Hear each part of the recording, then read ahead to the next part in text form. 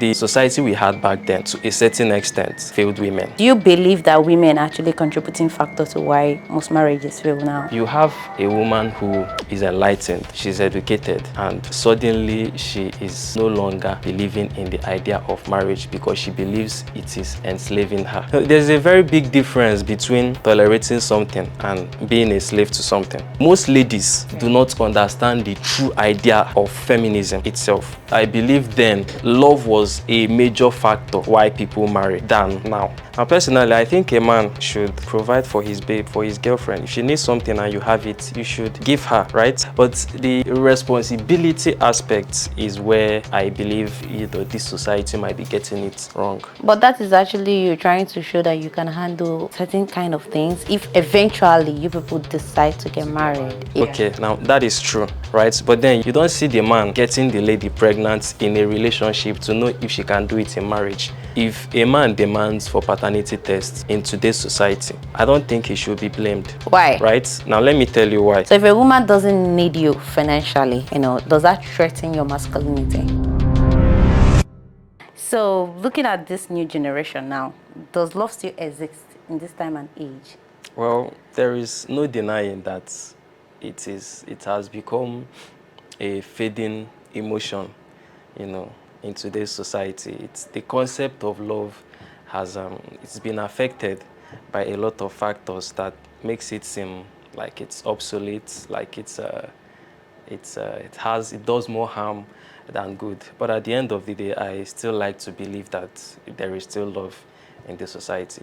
Because personally, I believe love is something that makes we humans, it's part of the things rather, that makes we humans, humans. If you've had to meet with different people, you understand that perspectives are widely different when it comes to things like this. The fact that the percentage of those who do not believe in it already outweighs those who believe through the course of history should actually tell you that it is more likely for it to keep progressing like that than for there to be a reverse where those who believe in it suddenly start outweighing those who don't. But it right? wasn't like that before, or you feel like those people before, like in the past, we are not in love. The thing is, if you look at the past, there is every indication that on a statistics basis, those who believed who believed in it, who actively practiced,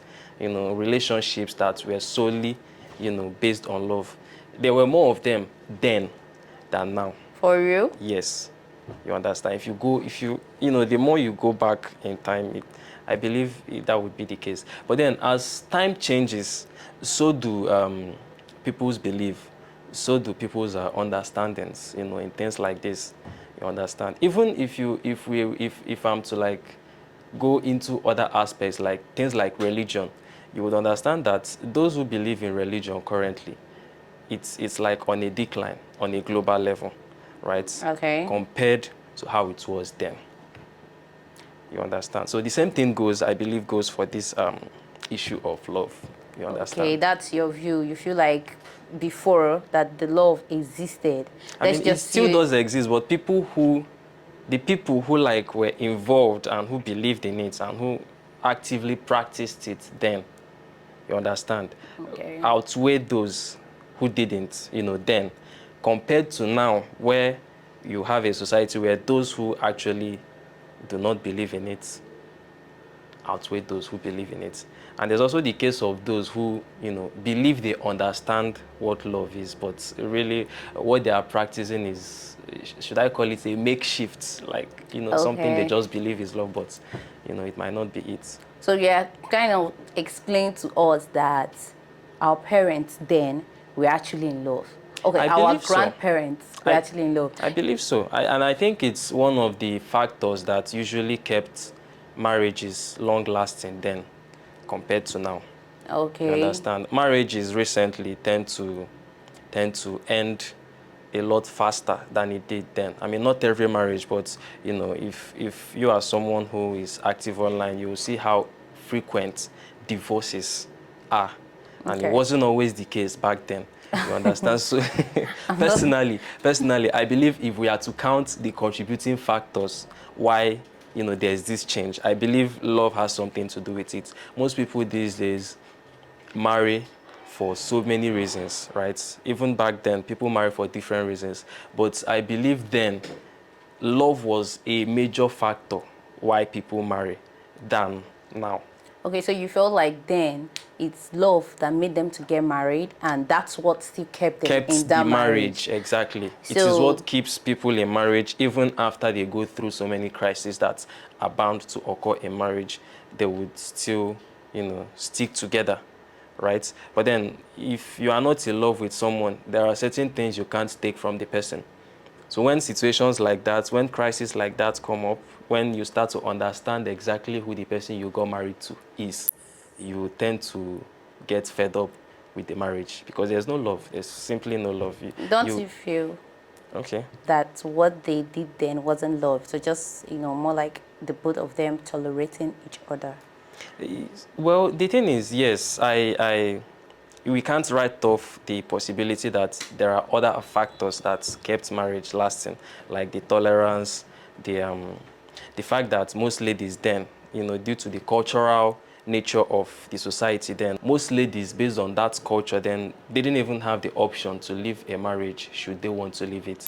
So that was another factor, right, that contributed to long-lasting marriages that we witnessed or we saw, right? But then, when you yourself, you would agree with me when I say that tolerance was one of the factors why most marriages lasted then, and it wasn't the case now. Okay. Yeah. Now, personally, do you think you can actually tolerate someone you don't have any feelings for whatsoever? Would you be able to tolerate that person over a period of time, if you didn't have, a certain level of affection or love Okay, we for the just person? want to know your view about that. Would Personally, you? I don't think I can tolerate somebody I do not have any feelings for. Which Okay. is why I believe that love was a contributing factor as to why marriages lasted. Because for people to tolerate their fellow humans, there have to be a reason, right, Okay. behind it. Okay. So I believe that tolerance was a factor there to prove that love itself contributed to why marriages lasted. So why marriages are failing now, you feel like they don't have a level of tolerance? Yeah, I feel like most people do not really tolerate each other like they did then. No. Can't you see that a lot of people might be on the view that they are being enlightened now to know that our parents were slaving themselves away? There's a very big difference between tolerating something and being a slave to something. I mean, I won't deny the fact that back then marriages were really, some were nothing to write home about. Some of the ladies were just slaves, right? From, if you read and if you observe, from timestamps and all of that, you could tell. But then again, like I said, tolerance is very, very different from being a slave to something.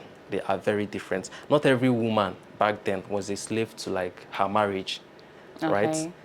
There were even enlightened women then, right, that also enjoyed their marriage. But from my view, tolerance is being able to actually accept your partner, with their flaws.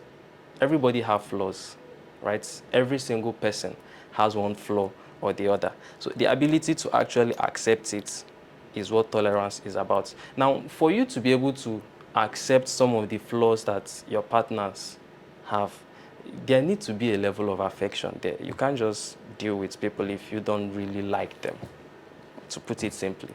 Okay, so are you trying to say that we have lost touch of that tolerance in our recent time? What I'm saying is that the number of people or the level at which it exists now has, declined compared to then. You understand? That's all I'm saying. I'm not saying it doesn't exist anymore. It does, right? But it's no longer up to that level with which it was, back then. So, do you believe that women are actually contributing factor to why most marriages fail now? I believe everyone, right, is a contributing factor. Some marriages fail because of the women. Some marriages fail because of the men. Some fail because the both of them contributed and made sure that it failed, right? But then again, I'm not even married. I'm not an expert, so I'm just giving my view on it. It's looking more like the women are enlightened more, their eyes are open, they feel like our parents were enslaved in their marriages. So what you are trying to get is, you know, how the enlightenment of women has affected the dynamics of marriage Yeah. in today's society. Yeah. Okay. Now, the truth is, right, the society we had back then really failed, to a certain extent, failed women, right? Okay. There is no denying that, right? But then, another issue we have in today's society in that aspect is that most women misunderstand the idea of it all. Now, what am I trying to say? You have a woman who is enlightened, she's educated, and suddenly she is no longer believing in the idea of marriage because she believes it is enslaving her. That is a wrong idea. You just said now that the past generation failed women. It did. So I just want to know in what aspect. In the sense that, right? In the sense that it's like I said earlier, some women were slaves to their marriage. And what do we mean by slaves? Some women, once they get married, whatever dreams they had was halted, not out of their own choice, but simply because the man of the house wanted it, right? Okay. Halted. Now, that was the case then. But then again, in a quest to actually like curtail that problem, yeah. now women now, should I say, went to the far side of it. Now, what am I trying to say with regards to this? They now believed, like I said earlier, that marriage is like a trap, a slaved system for women. But that is not the case. Now, don't get me wrong. I'm not saying that marriage is, I feel like marriage is not a compulsory for every lady. It's not by force to marry. You understand? But then at the same time, it is also wrong to think of it as an enslaving factor, right? Because there are so many things that come out from marriage. So just because certain marriages or the nature with which marriages operated back then wasn't really satisfactory doesn't automatically mean that it is a bad or a failed part of the society. That's all I'm saying. Okay, so let's just take it back. Okay. I just want to ask, do you feel like feminism is a contributing factor to why we're having this argument?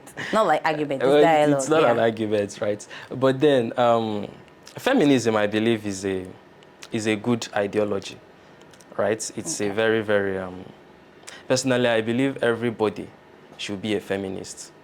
Wow. Right? Okay. Good. Now, your question was, is it a contributing factor? Yeah, to why most marriages fail. Because lots of, just like how you said now, you believe that everybody should be a feminist. Now, to answer that your question, feminism is not a contributing factor to why marriages fail today. The misunderstanding of feminism is the contributing factor to why marriages fail today.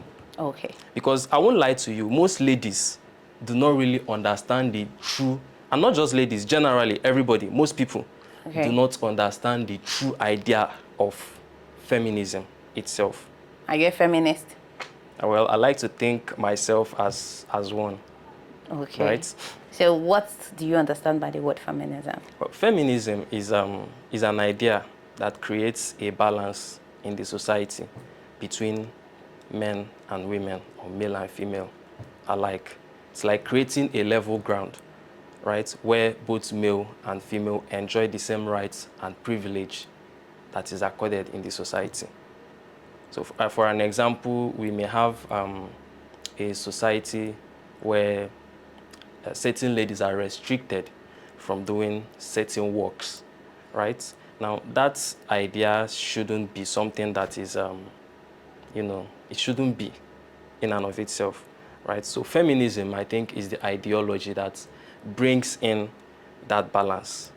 But this is where I'm coming in. This is going to sound like an attack on certain feminists. Okay. Right? But then, there is two words I would like to bring into this analogy. There is equality, and there is equity. right? Now, equality is like the indifference, or the, to understand that certain, maybe two different factors or two different entities are the same or are equal to each other. To put it simply, equal. That is literally where the word equality came from, right? But then, when that idea is now brought into feminism, it kind of makes it a little hard to follow. Because let's face the simple facts, right? When you consider certain factors that is around both the male and the female parts of the society, not everything is equal. There are certain aspects where the men tend to excel and tend to do better and are like basically better than the women aspects. And there are certain things that the ladies can also do better than the men. Okay. Right? Now, what men can do, a woman can do better. That is true, but not in every case. So you do you feel understand? that women... So, okay. I'm still coming. Now, feminism is the idea to bring in equity. I believe the feminism that I believe in is one that brings in equity in the society, not necessarily equality. What am I trying to say? What am I trying to say? Equity, for example, let me give you an example of this. Let's say, although we live in a country, good thing, we live in a country where the government kind of practices feminism well, right? Everybody is paid the same thing. For example, now, in terms of salary, there is no such thing as ladies earning lesser than men. A man, yeah. After the month, whatever your male colleague is paid is what your female colleague is paid. But in certain countries, you will have a situation where the male are paid more than the female. Basically, they say it's because they do more work than the female. Now, personally, I believe that is a wrong system. Everybody should be paid equal. You understand? But then when you take in the argument, there is also the possibility that when those works are being measured, they may not be equal, right? There are certain things ladies cannot do as well as men, and there are certain things men cannot do as well as ladies. That is the simple fact. If you are in the vast field, you might, even on an anatomical level, you would get that there are certain aspects of even the human anatomy that is different in men than in female. And I'm not talking about the reproductive system here. Yeah. When you take it in terms of like strength aspects, you would find that, okay, even the muscle mass, for example, in male are very different from like in female. Now, this enables the male to do certain works more efficiently than the ladies. Now, there are certain other works that would also accord the ladies, there are certain other anatomical features that would accord the ladies more ease in certain aspects of works than the men. Now, such things shouldn't be considered when making payments. Everybody should be paid equal. So do you believe that it's the sole responsibility of a man to provide for his girlfriend? Responsibility is the key word there, right? Yeah, the key word there. No, I don't think it's a responsibility, but I think it's how do I put this? The idea of responsibility makes it it takes out it shifts the attention from what a relationship really is, right? Now, personally, I think a man should, provide for his babe, for his girlfriend. If she needs something and you have it, you should give her, right? That is what relationship is about. But the responsibility aspect is where I believe, this society might be getting it wrong. Okay, getting it wrong in what part? The aspect of thinking of provision for one's girlfriend as an obligation, as a duty, as a responsibility. But that is actually you trying to show that you can handle certain kind of things if eventually you people decide to get married. Yeah. Okay, now that is true, right? But then you don't see the man getting you pregnant in the marriage because he wants, to know if you can do that in the marriage. In the relationship, you mean? In the relationship. You don't see the man getting the lady pregnant in a relationship to know if she can do it in marriage. Marriage and relationships are two different things, right? Exactly. Now, the man should, don't get me wrong, the man should provide for his girl, for the person he's in a relationship with, as much as he can. But is it a responsibility? Is it a duty? Is he bound by any law to do that? Absolutely not. Okay. So that's just your view about it. Exactly. Okay. So if a woman doesn't need you financially, does that threaten your masculinity? No. Why do you say that? Because my masculinity is not determined by what the lady, it's not determined by the lady's position, or her dependency on me. There are so many things that determines that. Okay, That let's try to get probably, it straight. okay, the thing is, I expect the lady to be able to provide for herself, What I mean is, this is your laugh. What I mean is, her being able to provide for herself is not something I'm against. So just because she doesn't depend on me financially, doesn't attack my masculinity in any way.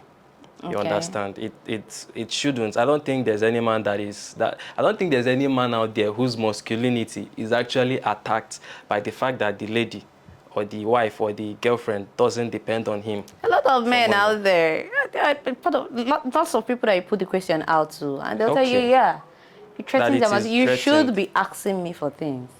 No. There are things that you should be asking me. You don't try to prove to me that you have the money, or just while I'm around. Okay, that is the and that's what the society actually refer to as the real man.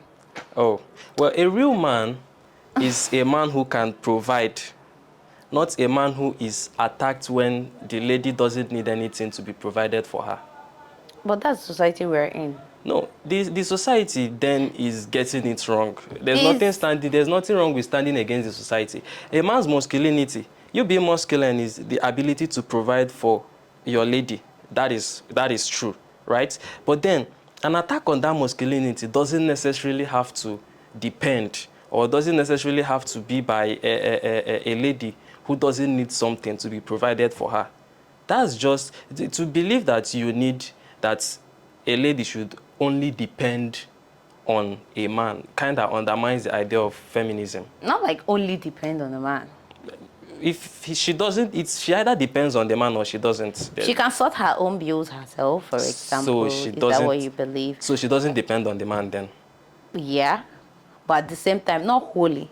But there are just some things that the lady will feel like, okay, the man had to do because they are dating. Or exactly. Like if the man can do that, then he should, right? But then just because the lady doesn't need something to be provided for her, because your question was, does a financially stable lady attack my masculinity? If a lady doesn't need you financially, does it attack my masculinity? And I'm saying that that's not the case. It doesn't, right? Because if a lady doesn't need something to be provided for her, there is no correlating factor to make it be an attack or a downside for the man. She simply doesn't need something to be provided for her. And there shouldn't be anything wrong with that. Right? Anybody, right, that thinks there is something wrong with a lady being able to depend on herself is against feminism. Because let's face it. Because your view of feminism is the part of equity, as you said. Let's keep the equity part aside. What I'm saying in this aspect is it now requires the lady to depend on the man. Right? Now, that level of dependency doesn't come from someone who believes ladies should enjoy the same level of rights, the same level of everything in the society as a man. Okay. So, as you're an addict now, can you date a girl with no source of income? Well, I don't think ladies should live with no source of income, but if who I date is not really dependent on the financial status, right? It is an important aspect. Ladies should have something doing. They should get a skill. They should have jobs, They should have something doing. But then, who I date should mainly be determined by how you feel towards the person. Even if someone is financially stable, but I don't have any form of affection or feelings towards that person, I don't have anything to do with the person. Meanwhile, I may date someone who doesn't have a financial, doesn't have a source of income, but I do actually like the person. I may consider dating the person. So most times it's not dependent on the financial system or the financial status rather of the person. Okay, so we're going to do a switch shift right now. Okay. There's a question that I want to put out to you. I just want to know your view about it. Okay. So, do you believe demanding for paternity test is wrong or shows distrust? Demanding for paternity tests, Yeah. is it wrong Or or it does shows it show distrust? Yeah. distrust? Yeah. Well, actually, I won't see if someone demands for it in today's society. Mind you, everything I'm answering is based on my observation of the society we live in today, right? If a man demands for paternity tests in today's society, I don't think he should be blamed. Why? Right? Now, let me tell you why. The rate of paternity fraud, statistically, is at the highest it's ever been. I don't know if this is because there are now means to test that paternity fraud, that's why it is high now, or simply because ladies, it's just something that is happening. But, if you go online, you would see so many cases like that where a man would have 3 children and none of them are his kids. So things like this, most times the things that happen around us tend to affect us as well. So a man might just see enough of this and come back one day and decide that, okay, he doesn't know if his children are his. Now he wants to demand for paternity tests. Now, is it a factor that is going to affect that marriage badly? Yes. Because after you've demanded for the paternity test and all the kids are yours, first of all, you cannot expect your wife to trust you again because clearly she knows you don't trust her. Of course. So right? that's why I put out the question. Exactly. Now, the question, most questions don't have straight yes or no answers.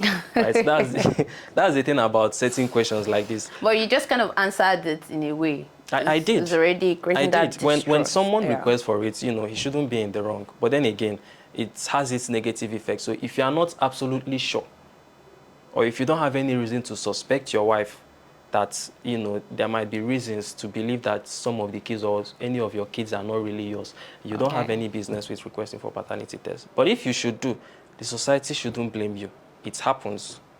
So. And then when the kids are not yours, you now tend to go away. No, going away if the kids are not yours, it's now a personal decision. Most times, if you've bonded with the child and the father is not present, and you probably don't even have kids of your own, you might keep the kids.